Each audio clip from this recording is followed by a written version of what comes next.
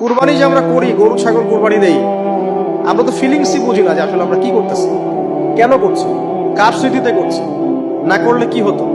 কারণ এখানে সবচেয়ে বড় কথা ছিল নিজের জীবন কুরবানি করা, নিজের জীবনটা কুরবানি করা। নিজের জীবন না আছে, আল্লাহ আমার কাছে একটা খাসি চেয়েছেন, একটা গরু চেয়েছেন, একটা বাহিমাতুল আনআম চেয়েছেন। এখানে তো আমার নিজের জীবনটাই দেওয়ার কথা ছিল। ওটা না নিয়ে আল্লাহ পাক বলেছেন যে বাহিমাতুল আনআম একটা দিলেই হবে। তোমার কাছে ওটার গোশতও চাই না, চামড়াও চাই না, কিছুই চাই না, তাকওয়াটুকু চাই। তাতেই এত কথা। দামই বা কত? 10-15 হাজার, একটা গরুর 50,000, 60,000, 1 লাখ টাকা। 1 লাখ টাকা কি আপনি সন্তানের মূল্য দিয়ে হিসাব করতে পারবেন? তো এখানে মূল জিনিসটাই হচ্ছে আল্লাহ পাকের হুকুম। আল্লাহ পাকের হুকুমই সবচেয়ে বড় কথা। এখানে নেকিটা বড় কথা না, বড় কথাটা কি? আল্লাহর হুকুম।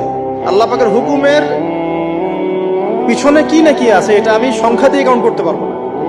আল্লাহ পাক হুকুম দিয়েছেন মানে সেখানে ইনফিনিটিভ নেকি আছে। ওটা 1 লক্ষ, 2 লক্ষ, 5 লক্ষ দিয়ে হিসাব করা যাবে।